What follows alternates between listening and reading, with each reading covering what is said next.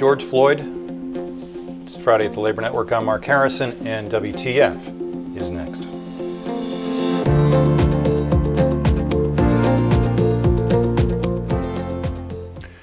We are a nation in peril. The heinous murder of George Floyd at the hands of an overzealous policeman with rage and hatred in his eyes is by any measure a horrible and despicable act by one human being against another. Sadly, a death penalty conviction would be impossible to win, even if it's an option in Minnesota, which I don't know, and that's not the point. It's what Mr. Floyd's murderer deserves, in my opinion.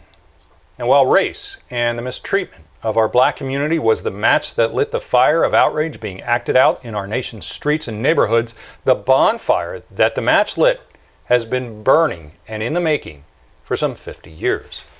The disproportionate mistreatment of blacks in America at the hands of law enforcement is but one layer of the fire that now rages.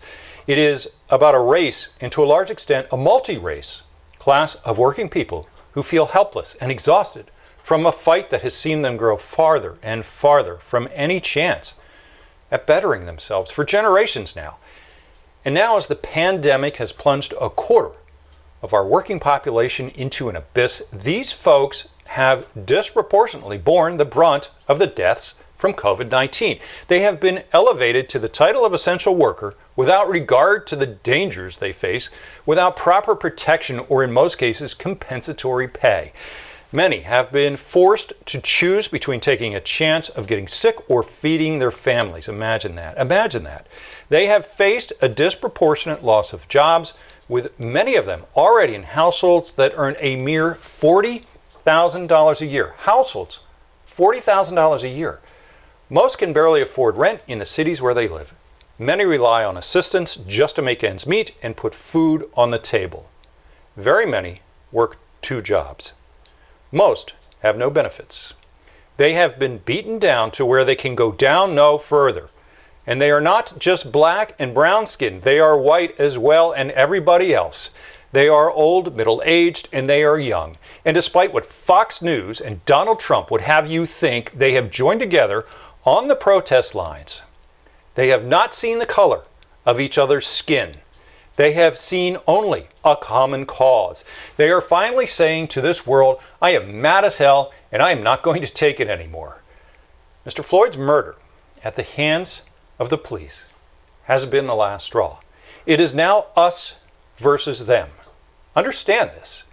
Them is the billionaire class, the millionaire class, the Republican-led U.S. Senate, the entire Trump cabinet in Washington, corporate America, the Koch brothers, and their 50-some-odd shadow organizations. Them is the flailing and failing president who is hopelessly inept at his job and has been a poison on American society as he offers a wink and a nod to his camouflaged and Confederate flag-waving sycophants who are too stupid to understand that they are as much a target of the rigged system as anyone else. They are fools. But they aren't most of us.